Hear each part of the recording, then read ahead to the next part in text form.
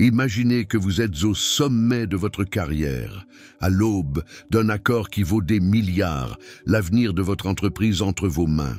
Votre stylo est à quelques millimètres du papier, prêt à sceller votre destin.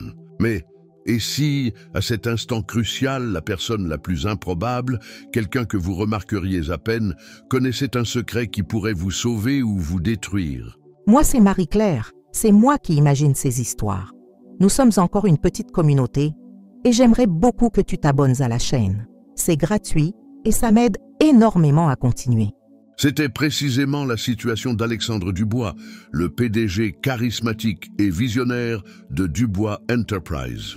À 35 ans, il avait gravi tous les échelons, bâtissant un empire à partir de rien. Dans le faste et le luxe de son bureau, un contrat gigantesque l'attendait sur la table en bois sombre, une promesse de fortune et de pouvoir qui allait hisser son entreprise au sommet. La fusion avec la prestigieuse Lumière Corporation était bien plus qu'une simple transaction. C'était le couronnement de son œuvre. Son meilleur ami et bras droit, Léo Fournier, se tenait à ses côtés, un sourire de triomphe aux lèvres, prêt à célébrer. La pièce bourdonnait d'une énergie électrique, celle des milliards sur le point d'être échangés. Alexandre s'apprêtait à signer. Sa main tremblait légèrement d'excitation. C'est à ce moment précis qu'une silhouette discrète, presque invisible, s'est approchée. C'était Sofia Carvalho, une femme de 28 ans au passé brillant, mais dont la seule fonction apparente était de faire briller les sols et de vider les corbeilles de ce bureau. Elle était le genre de personne qu'on ne regarde jamais vraiment, un fantôme silencieux de la nuit, et pourtant, elle s'est penchée vers Alexandre. Son souffle à peine audible, elle lui a glissé à l'oreille, ses mots tombant comme des pierres froides dans l'air surchauffé de la pièce. « Ne signez pas, monsieur Dubois. C'est un piège qui va vous coûter tout ce que vous avez. » Alexandre s'est figé. La pointe de son stylo s'est immobilisée juste au-dessus du papier. Le silence dans le bureau est devenu assourdissant. Autour de lui, les visages des avocats, des partenaires et même de Léo affichaient une confusion totale. Le temps semblait suspendu, la tension palpable. Alexandre a finalement relevé la tête, son regard cherchant celui de Sofia, mais elle s'était déjà éloignée, son visage inexpressif, disparaissant dans l'ombre du couloir comme si elle n'avait jamais été là. Sous le choc, Alexandre a regardé son stylo, puis le contrat. Il a posé la main sur le document, le poussant doucement de côté. « Je suis désolé », a-t-il dit, la voix étonnamment calme, « mais je crois que nous allons devoir reporter la signature. Il y a certains points que je dois revoir personnellement. » Un murmure d'incrédulité a parcouru l'assemblée. Léo a été le premier à réagir, le sourire de son visage s'effaçant pour laisser place à une expression de choc et de colère mal contenue. « Attends, Alexandre, qu'est-ce que tu fais ?»« Tout est prêt », a-t-il lancé, sa voix trahissant sa frustration. Alexandre n'a rien répondu, ses yeux fixés sur la porte par laquelle Sofia venait de s'éclipser. Il était certain d'une chose, ce qu'il venait de faire allait tout changer, et c'était à cause du murmure d'une femme qu'il ne connaissait pas. L'après-midi même, la tension était à son comble. Alexandre ne pouvait pas se résoudre à signer ce contrat. Il avait la certitude que les mots de cette femme n'étaient pas le fruit du hasard, mais il ne comprenait pas ce qui se passait. Léo, son ami de toujours, était furieux et essayait de le raisonner, de le persuader que ce n'était qu'une crise de stress, une peur de dernière minute. « Alexandre, qu'est-ce qui t'arrive ? Nous avons tout vérifié, le contrat est parfait, la fusion est une réussite assurée. » répétait-il, sa voix tremblante d'une frustration que Léo essayait de cacher. Mais Alexandre, la tête pleine du mystérieux avertissement de Sofia, était maintenant sur ses gardes. Il décida de retrouver la femme de ménage.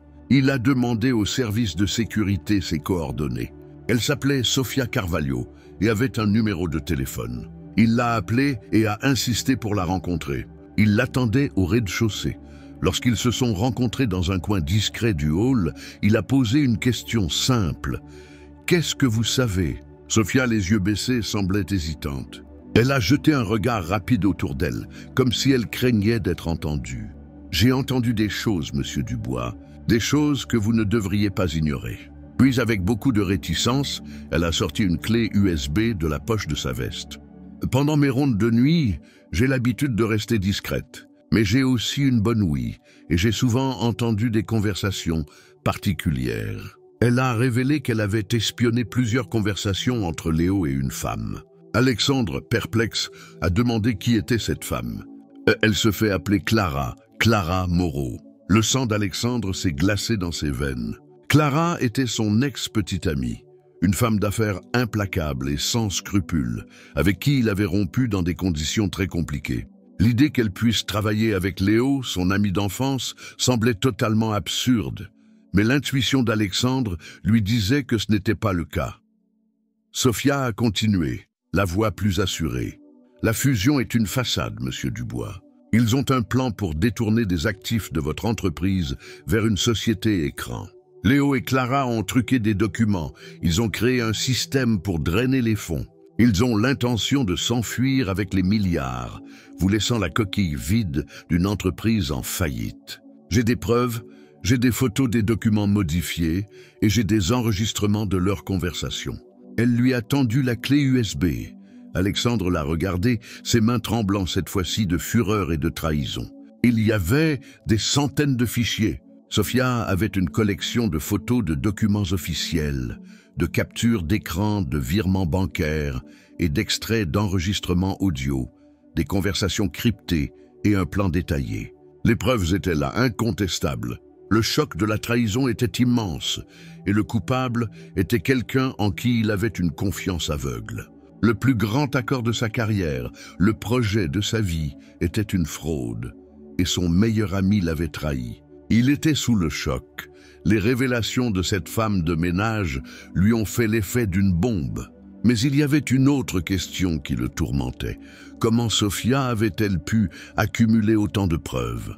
Sous le choc de la trahison, Alexandre s'est tourné vers Sophia, le regard rempli d'une interrogation muette. Comment une femme de ménage avait-elle pu orchestrer une telle enquête, collecter des preuves aussi complexes et avoir une telle compréhension du monde des affaires?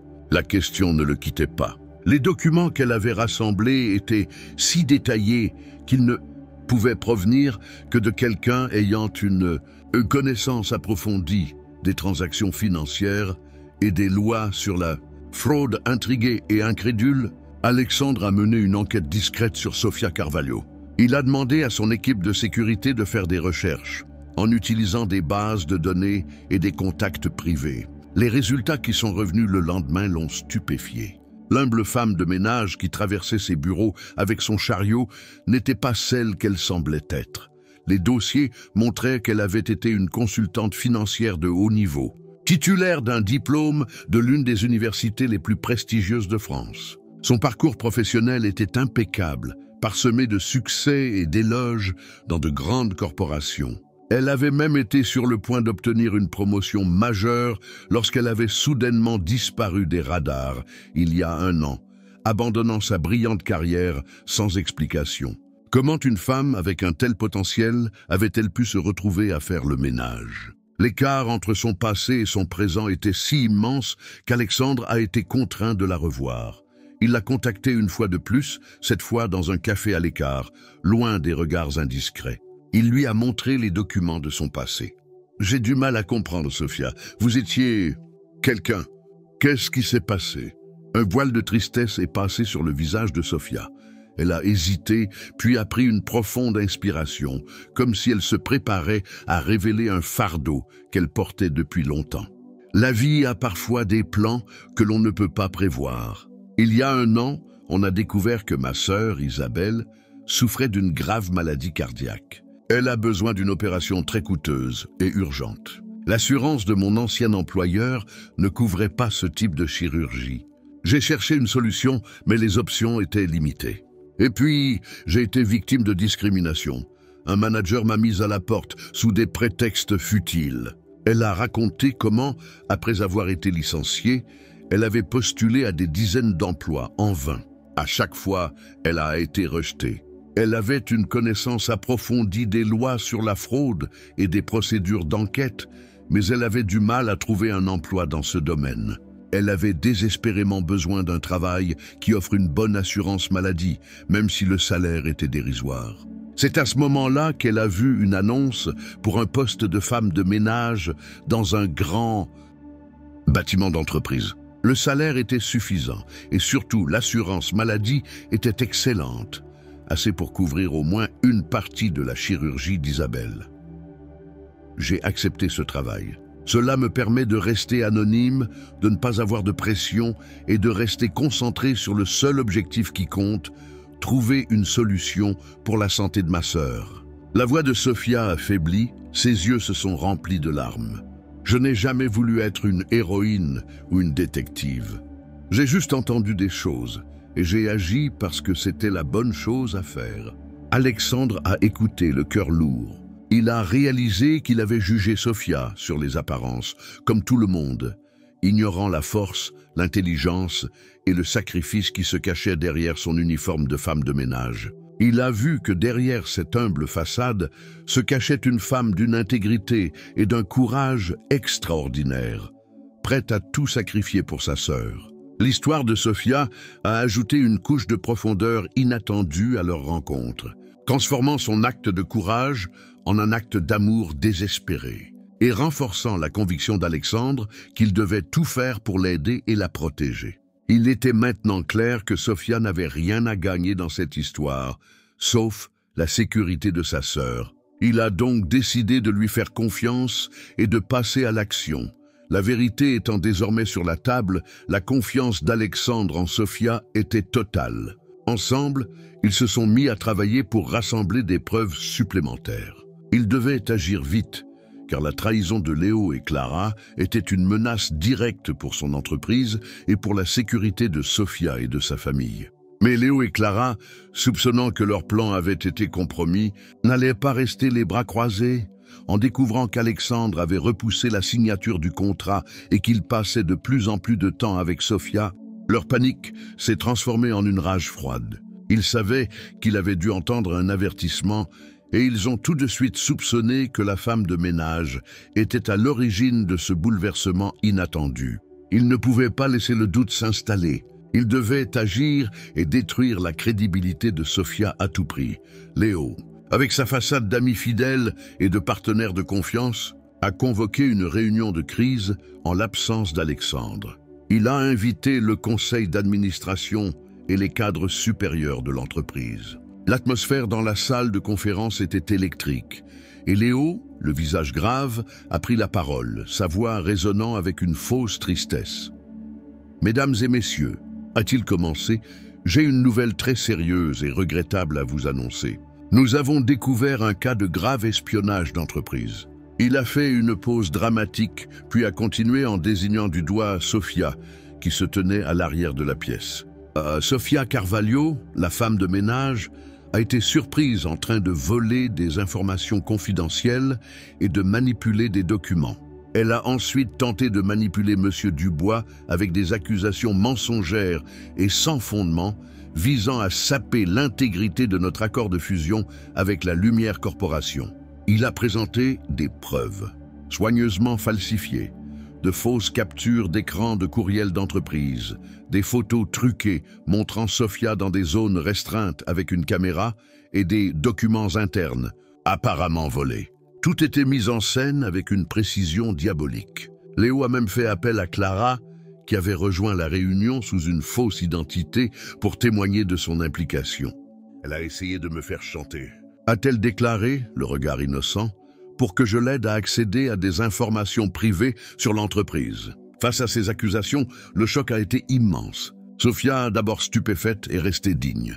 Elle savait que Léo était désespéré, mais la force de ses mensonges était écrasante. Elle a tenté de s'expliquer, mais sa voix s'est perdue dans le tumulte. Les membres du conseil, pris de court, n'ont pas hésité. Après une courte délibération, ils ont voté à l'unanimité pour le licenciement de Sophia pour faute grave. La justice avait été piétinée et l'innocence de Sophia avait été balayée par une machination calculée. Le public, choqué par cette injustice flagrante, a assisté à la manipulation de Léo et de Clara et a prié pour que la vérité éclate. La défaite de Sophia était apparente, Mais un sentiment de malaise s'est installé. Personne ne savait que ce n'était que le début de la véritable confrontation et que les fausses preuves de Léo allaient bientôt se retourner contre lui. Dans la salle de réunion, l'atmosphère était lourde. Sofia, le visage pâle mais le regard toujours droit, écoutait les accusations de Léo. Les preuves qu'il présentait étaient tellement bien ficelées qu'elles semblaient incontestables. Les murmures se sont intensifiés. Les visages des membres du conseil passaient de l'incrédulité à la conviction. Léo, dans son rôle de sauveur de l'entreprise, a continué à attaquer la réputation de Sofia, la dépeignant comme une opportuniste, une espionne, une menteuse. Il a même insinué qu'elle avait des liens avec des concurrents, des choses que la jeune femme ne pouvait pas contredire à ce moment.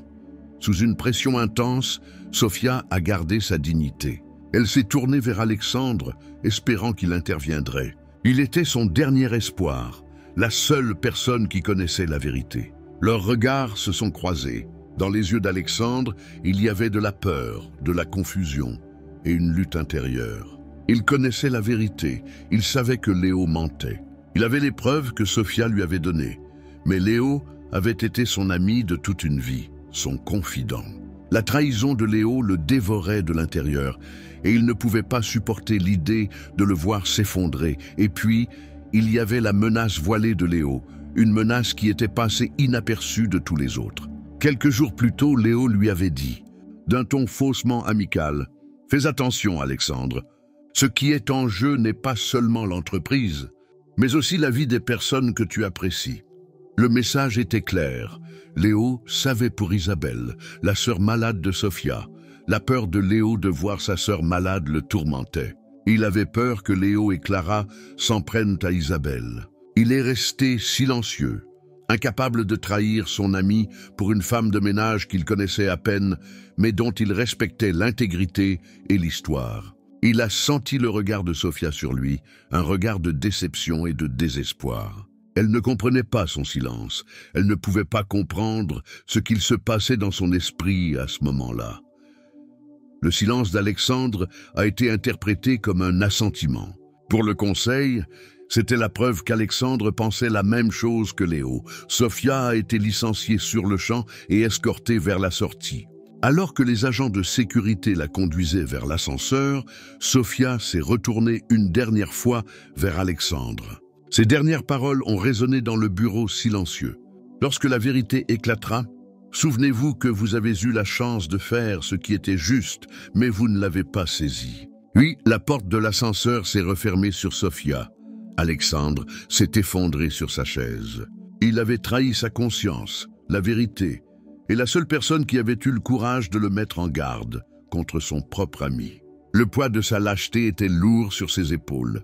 Il venait de vivre son moment de gloire, mais au fond de lui, il savait qu'il avait échoué. Et le prix de son échec était la déception de Sofia et l'humiliation d'une femme qui avait tout sacrifié pour sa sœur. L'image de Sofia, marchant dignement vers la sortie, était puissante et son échec était cuisant. Il devait réparer son erreur. Le silence d'Alexandre a pesé lourd sur son âme. Il est rentré chez lui cette nuit-là, mais le luxe de son penthouse n'offrait aucun réconfort. L'image du visage déçu de Sofia le hantait. Ses derniers mots résonnaient dans sa tête comme un écho lancinant. Il avait trahi une femme innocente pour son confort, pour protéger une amitié qui s'était avérée être un mensonge. Il a ouvert la clé USB que Sofia lui avait donnée. Dans l'obscurité de son bureau, l'écran de son ordinateur a illuminé les dossiers et les preuves. Il y avait des centaines de fichiers méticuleusement organisés. Il a d'abord regardé les photos des documents modifiés, puis les captures d'écran des comptes bancaires offshore et enfin les enregistrements audio. Il a mis ses écouteurs et a écouté. Le son des voix de Léo et de Clara a rempli la pièce. C'était un son froid, dénué d'émotion et d'une cruauté déconcertante. Il parlait de lui, d'Alexandre, avec un mépris total. Il se moquait de son idéalisme, de sa confiance naïve en Léo. Il riait de lui, de sa stupidité, de sa croyance en leur amitié. Alexandre a serré les poings. La rage montait en lui. Il a continué à écouter, chaque mot le blessant comme un coup de poignard, il a découvert l'étendue de la trahison. Léo et Clara n'avaient pas seulement l'intention de détourner les actifs de l'entreprise, ils avaient aussi un plan pour ruiner Alexandre personnellement, pour s'assurer qu'il ne puisse jamais les poursuivre. Ils avaient créé des comptes bancaires à son nom, ils avaient falsifié des factures et ils avaient un plan pour l'accuser de détournement de fonds. Puis, une nouvelle conversation a commencé, une qui a fait se dresser les cheveux d'Alexandre sur la tête. Léo et Clara parlaient de Sofia et de sa sœur. « Elle pense qu'elle est maligne, cette petite femme de ménage », disait Clara d'une voix moqueuse. « Mais elle ne sait pas à qui elle a affaire. Nous savons tout sur elle et sur sa sœur. Si elle ouvre la bouche, nous allons nous assurer que sa petite sœur malade ne recevra jamais la chirurgie dont elle a besoin. » Alexandre a senti la peur s'emparer de lui. Il avait compris la menace de Léo, mais il ne savait pas qu'elle était si grave, si personnelle. Ils n'avaient pas seulement l'intention de faire du mal à son entreprise, ils allaient s'en prendre à des personnes innocentes. Il a continué d'écouter et a découvert un plan encore plus cruel. Léo et Clara avaient l'intention d'utiliser des informations personnelles d'Isabelle pour le faire chanter, pour le forcer à signer le contrat même après sa rétractation. Le choc de la découverte a été immense. Léo et Clara étaient bien plus que de simples traîtres. C'étaient des monstres. Il était resté silencieux, non seulement par lâcheté, mais aussi parce qu'il avait inconsciemment peur que sa vie soit mise en danger, et surtout celle de Sofia et de sa sœur. Mais son silence avait causé la démission de Sofia. Il avait abandonné la seule personne qui avait fait preuve de courage et d'intégrité. La nuit a passé sans qu'il ne s'en rende compte. Au lever du jour, il a pris une décision. Il n'allait pas se laisser manipuler. Il allait se battre. Mais il devait d'abord se racheter auprès de Sofia. Il devait trouver un moyen de la retrouver et de lui prouver qu'il n'était pas le lâche qu'elle pensait qu'il était. La première étape était de s'assurer que sa sœur Isabelle reçoive la chirurgie dont elle avait besoin. Il devait réparer son erreur, quoi qu'il en coûte. Alexandre n'a pas perdu de temps. Le lendemain matin, il a convoqué une réunion de crise au bureau et, devant un Léo décontenancé et un conseil d'administration sous le choc, il a annoncé sa décision de suspendre la fusion avec la Lumière Corporation, invoquant des problèmes légaux inattendus. La rage de Léo était palpable, ses yeux lançant des éclairs de colère froide. Il a tenté de protester, de le raisonner, mais Alexandre n'a pas cédé. Son silence et sa détermination étaient plus forts que les menaces de Léo. Il savait qu'il venait de faire le bon choix, mais cela ne suffisait pas. Son cœur lourd, Alexandre a mis de côté ses responsabilités d'entreprise et a pris la direction de Pilson, un quartier modeste de la ville qu'il ne connaissait que par les dossiers. Il a garé sa voiture de luxe dans une rue étroite, son véhicule se détachant comme un ovni dans le paysage urbain de briques et de béton. Il a parcouru l'adresse que son équipe lui avait fournie. Il a senti son cœur s'accélérer au fur et à mesure qu'il se rapprochait de la porte. Il a frappé à la porte d'un petit appartement. Sofia a ouvert, ses traits tirés par le manque de sommeil, son regard reflétant la déception et la fatigue. Elle l'a regardé, surprise, avant que son regard ne se durcisse. « Qu'est-ce que vous faites ici, monsieur Dubois? Vous n'avez pas assez gâché ma vie ?» Alexandre s'est excusé, ses mots se bousculant. « Je suis venu pour m'excuser, Sofia. Je sais que j'ai fait une erreur. Je n'aurais jamais dû vous laisser seule. J'aurais dû vous défendre. » Sofia a ri amèrement. « C'est tout ce que vous avez à dire? Vous avez eu peur, n'est-ce pas? Vous avez choisi votre ami au lieu de la vérité. Vous avez choisi votre réputation au lieu de mon innocence. » Sa voix montait, la colère et la douleur se mêlaient dans chaque mot. « Vous n'êtes pas meilleur qu'eux, vous êtes un lâche. » Le poids de ses paroles a frappé Alexandre comme un poing dans l'estomac. Il a regardé l'appartement modeste, la simplicité de leur vie et a compris l'ampleur de ses erreurs. Il a vu la dignité de Sofia, son courage, son amour pour sa sœur. Il a vu qu'il avait abandonné la seule personne qui avait osé se battre pour lui, pour la vérité, pour le simple fait que c'était juste. Il s'est rendu compte qu'il n'avait pas seulement perdu un allié, mais qu'il avait perdu sa moralité, son honneur. Il était riche. Il avait du pouvoir, mais à ce moment-là, il ne valait rien. Sofia a continué, les larmes coulant sur ses joues. Léo et Clara ont fait de moi un bouc émissaire. Ils ont détruit ma réputation. Comment voulez-vous que je trouve un autre emploi maintenant? J'ai tout perdu, tout ça pour votre lâcheté. Alexandre ne pouvait pas la contredire. Il a baissé la tête, la honte le submergeant. Il n'a pas eu de mots pour la calmer ou pour la convaincre de son erreur. Il a juste dit « Je ne m'en irai pas, Sofia, je vais vous aider, je vais tout réparer ». Mais Sofia, aveuglée par la douleur, lui a fermé la porte au nez. Alexandre est resté là, dans l'ombre de la rue, seul, avec le poids de sa culpabilité sur les épaules. Il avait trahi sa conscience, la seule personne en qui il pouvait avoir confiance, et il avait tout à reconstruire. Sa visite à Pilson n'avait pas apporté le réconfort qu'il espérait, mais elle avait solidifié sa détermination. Il était maintenant plus que jamais certain qu'il devait tout faire pour réparer son erreur. Et la première étape était de s'assurer que sa sœur, Isabelle, reçoive la chirurgie dont elle avait besoin. Malgré le rejet de Sofia, Alexandre ne pouvait pas l'oublier. Le poids de sa culpabilité était lourd, mais il était prêt à tout pour réparer son erreur. La première chose à faire était de s'assurer que sa sœur, Isabelle, reçoive la chirurgie dont elle avait besoin. Il savait que Léo et Clara utiliseraient sa maladie comme levier de chantage et il ne pouvait pas les laisser faire. Il a donc contacté un de ses avocats de confiance, lui demandant de faire une donation de 200 000 € à l'hôpital.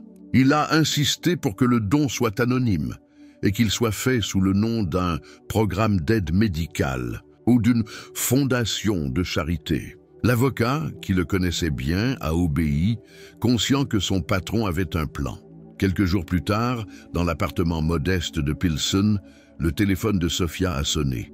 C'était l'hôpital. La voix de l'infirmière était chaleureuse et réconfortante. Elle a annoncé la nouvelle que la chirurgie d'Isabelle, si coûteuse et si urgente, serait entièrement couverte par un don anonyme. La chirurgie pourrait avoir lieu dans les prochaines semaines. Sofia, incrédule, n'a pas pu retenir ses larmes. Elle a raconté la nouvelle à Isabelle. Et la joie de sa petite sœur était indescriptible. Isabelle a pleuré de joie. La nouvelle était comme un miracle, une lumière au bout du tunnel, un espoir que la vie allait enfin devenir plus facile. La gratitude des deux sœurs était immense. Sofia a cherché à savoir qui était le bienfaiteur, mais l'hôpital a refusé de lui donner des informations. Alexandre, de son côté, a suivi de près la situation. Il a reçu un appel de son avocat qui lui a confirmé que la donation avait été acceptée. Il a ressenti un soulagement immense. La première couche de sa culpabilité avait été effacée. Il savait que Sofia ne le pardonnerait peut-être jamais, mais au moins sa sœur, Isabelle, était en sécurité. Cet acte de bonté silencieux, accompli dans l'ombre et sans attente de reconnaissance, a été la première étape de la rédemption d'Alexandre. Il a prouvé que son cœur n'était pas endurci, qu'il était capable d'empathie et d'amour, et qu'il était prêt à se battre pour ce qui était juste. Il était temps d'affronter Léo et Clara et de faire face aux conséquences de ses actes. Mais pour cela, il devait d'abord retrouver Sofia. Malgré son acte de rédemption, Alexandre savait qu'il devait faire plus. La donation anonyme à l'hôpital avait apaisé sa conscience, mais elle n'avait pas réparé la relation brisée entre lui et Sofia. Il avait besoin de la revoir, de s'excuser en personne, de lui expliquer pourquoi il avait agi lâchement. Il a donc cherché à la retrouver. Il a appris qu'elle avait trouvé un emploi de serveuse dans un café bon marché, et à l'heure du déjeuner, il est allé la voir. Il l'a trouvée en train de nettoyer une table, le visage fatigué, les yeux cernés. Elle ne l'a pas vue tout de suite, et il a eu le temps de l'observer, de voir la détermination et la dignité qui émanaient d'elle malgré ces circonstances difficiles. La vue de sa silhouette courbée, en train de s'occuper de choses triviales, a brisé le cœur d'Alexandre. Le temps s'est arrêté quand elle l'a vue. Ses yeux, d'abord surpris, se sont remplis de colère et de ressentiment. Elle a posé le plateau qu'elle tenait, le bruit sec résonnant dans le silence qui s'était installé. « Mais qu'est-ce que vous faites ici? Je vous ai dit de me laisser tranquille. » Alexandre s'est approché d'elle, la pluie commençant à tomber à l'extérieur, tapant doucement sur la fenêtre. « Je sais que je vous ai trahi, Sofia, et je ne peux pas me pardonner. Mais vous devez me laisser m'expliquer. » Il lui a tout raconté, les menaces de Léo et de Clara, leur plan pour détruire non seulement son entreprise, mais aussi la vie de sa sœur. Il lui a expliqué qu'il avait eu peur, qu'il avait paniqué, mais qu'il avait tout de suite compris son erreur. « J'ai eu peur pour Isabelle, Sophia. Ils ont insinué qu'ils allaient s'en prendre à elle si je ne me pliais pas à leur jeu. C'est pour ça que je n'ai rien dit. » Sophia a écouté, son expression changeant lentement, la colère laissant place à la surprise et à la confusion. Elle a regardé le visage d'Alexandre, sa sincérité, la douleur dans ses yeux. Il y avait de la sincérité dans son regard. Elle a finalement baissé la garde. Elle a compris qu'il n'était pas un lâche, mais un homme qui avait peur de ne pas être capable de la protéger. Elle a compris le danger dans lequel elle se trouvait. Alexandre a pris une profonde inspiration et a fait la proposition la plus audacieuse de sa vie. « Aidez-moi à les exposer, Sophia. Aidez-moi à les faire tomber. Je ne peux pas le faire seul. » Il a fait une pause, puis il a ajouté « Et si vous m'aidez, je vous promets que vous ne travaillerez plus jamais comme serveuse. » Il a sorti une carte de visite et a dit « Je vous offre un poste de vice-présidente des opérations dans mon entreprise. C'est le poste le plus important après le mien et personne ne le mérite plus que vous. Vous êtes la seule personne en qui j'ai confiance. » La pluie a commencé à s'intensifier et la lumière de l'extérieur a illuminé le visage de Sophia. Elle a regardé l'homme en face d'elle, la pluie ruisselant sur la fenêtre, symbolisant la légèreté de ses remords. Et elle a compris que son destin était entre ses mains. Elle a pris la carte de visite d'Alexandre, un sourire a commencé à se dessiner sur ses lèvres, un sourire qui a illuminé tout le café. Elle a accepté l'offre d'Alexandre. Un nouveau chapitre de sa vie était sur le point de commencer. Elle avait retrouvé un travail, une dignité, un objectif. Mais surtout, elle avait retrouvé un allié. Ils étaient ensemble dans cette lutte et ils allaient se battre. Avec Sophia à ses côtés, Alexandre a élaboré un plan de contre-attaque. Ils ont travaillé jour et nuit.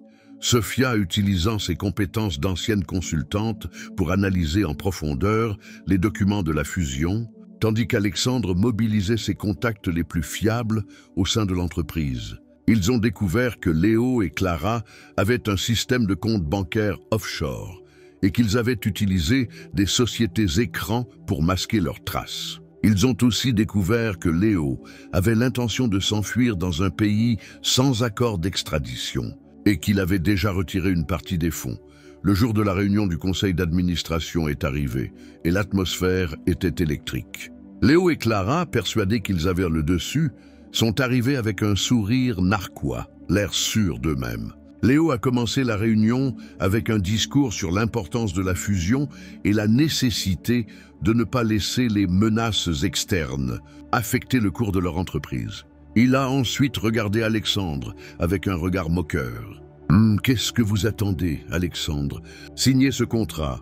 Montrez-leur que vous êtes toujours en charge. » Alexandre a ri, un rire amer qui a fait frissonner Léo et Clara. « Je ne peux pas signer ce contrat, Léo. C'est une fraude, et tu le sais. » Le sourire de Léo a disparu. « Qu'est-ce que tu racontes? Tu as perdu l'esprit ?»« Non, Léo, je n'ai pas perdu l'esprit. J'ai juste ouvert les yeux, et j'ai eu une bonne aide. » a-t-il dit en regardant Sophia. Léo et Clara ont fait un pas en arrière. Ils avaient compris qu'Alexandre ne jouait pas. Ils ont alors sorti une carte de leur manche, une carte qu'ils pensaient infaillible. Clara, d'une voix calme et menaçante, a dit « Ne sois pas bête, Alexandre. Nous savons tout sur toi et sur cette femme. Nous avons des preuves que tu as détourné des fonds pour payer la chirurgie de sa sœur. Nous avons des photos de vous deux ensemble et des enregistrements de vos conversations. Si tu tentes quoi que ce soit, tu seras en prison et sa sœur ne sera jamais en sécurité. » Alexandre a regardé Clara et un sourire a éclairé son visage. « Vous croyez que j'ai fait ça? Vous croyez que j'ai pris de l'argent de l'entreprise pour aider ma future épouse ?» a-t-il dit, surprenant tout le monde. « Léo, Clara, vous n'êtes pas des génies, vous êtes des menteurs. J'ai de meilleures preuves et je suis prêt à les présenter. » Il a levé la main et Sophia est entrée dans la pièce, un ordinateur portable en main. Elle a souri à Léo et Clara. « La partie est terminée », a-t-elle dit d'une voix calme. Elle a montré à Léo et Clara le contenu de l'ordinateur. Des photos, des vidéos, des enregistrements vocaux et une lettre signée de leurs mains, une preuve irréfutable de leur crime. Léo et Clara ont compris que tout était perdu. Ils se sont regardés, leurs visages défaits. La tension était à son comble. Le conseil d'administration a regardé la scène, bouche bée, attendant la suite. Mais la suite n'est jamais venue.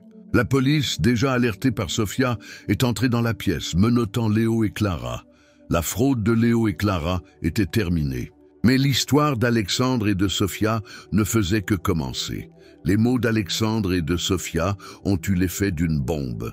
Le conseil d'administration, abasourdi, regardait Léo et Clara, menottés, être emmenés par les policiers. Le silence dans la pièce était total, l'incrédulité et la honte se lisant sur tous les visages. La fusion, qui devait être le couronnement de la carrière d'Alexandre, avait failli se transformer en cauchemar. C'était la fin d'une ère. Alexandre, le visage pâle mais le regard ferme, s'est tourné vers le conseil.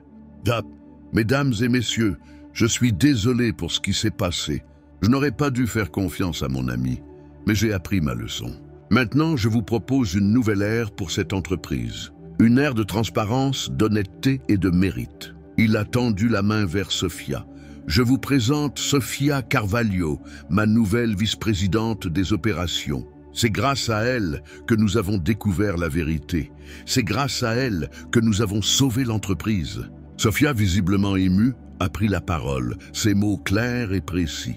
Elle a présenté au conseil d'administration toutes les preuves qu'elle avait rassemblées, expliquant en détail le fonctionnement du système de fraude mis en place par Léo et Clara.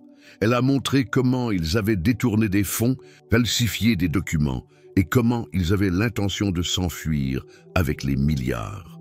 Ces présentations étaient si claires et si professionnelles qu'elles ont laissé le conseil bouche bée. La femme qu'ils avaient licenciée quelques jours plus tôt était maintenant en train de sauver leur entreprise. Après une délibération rapide, le conseil a applaudi et la Lumière Corporation, ayant été témoin de la droiture d'Alexandre et de la brillante intelligence de Sofia, a décidé de poursuivre la fusion. Mais cette fois-ci, sur de nouvelles bases, avec la transparence et l'honnêteté comme principe directeur.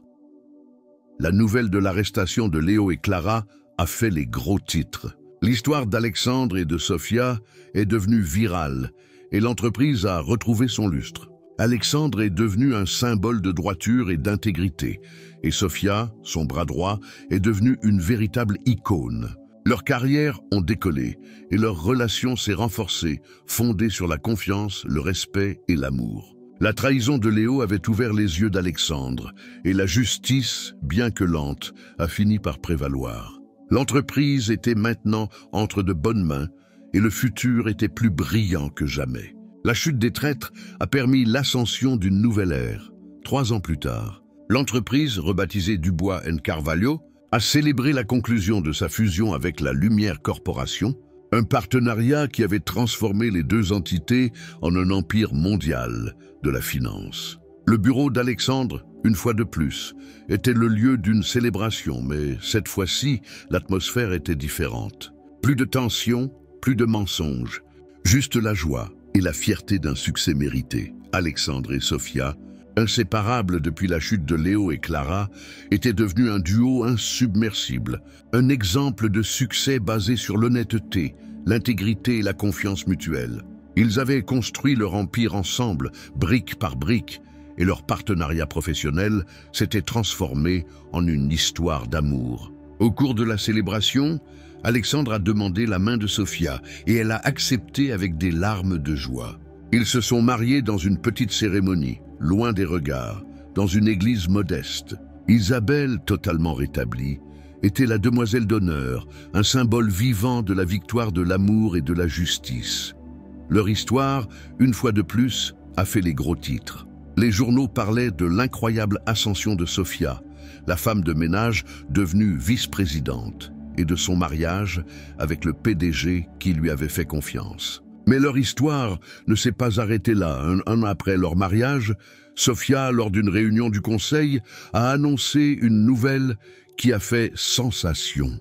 Elle avait l'air radieuse, son regard pétillant de joie. « Je ne pourrai pas être aussi présente dans les prochains mois. a-t-elle commencé, car je suis enceinte. Les applaudissements ont éclaté, les sourires ont illuminé la salle.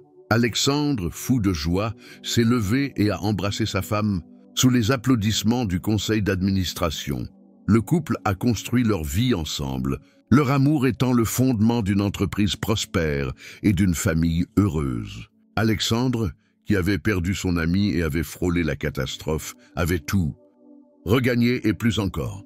Il avait trouvé l'amour de sa vie, une partenaire qui le complétait et un futur qu'il n'aurait jamais pu imaginer. L'histoire de Sophia et d'Alexandre est devenue une légende. Un rappel que la dignité et la vérité triomphent toujours sur le mensonge et que l'amour, quand il est vrai, peut surmonter tous les obstacles. Ils ont construit un empire ensemble, un empire de succès, d'honnêteté et d'amour, un empire qui était la preuve vivante qu'il n'y a pas de limite à ce que l'on peut accomplir quand on est prêt à se battre pour ses rêves. C'est encore moi, Marie-Claire. Dites-moi en commentaire d'où vous regardez et si vous avez aimé mon histoire. J'adore lire vos petits mots.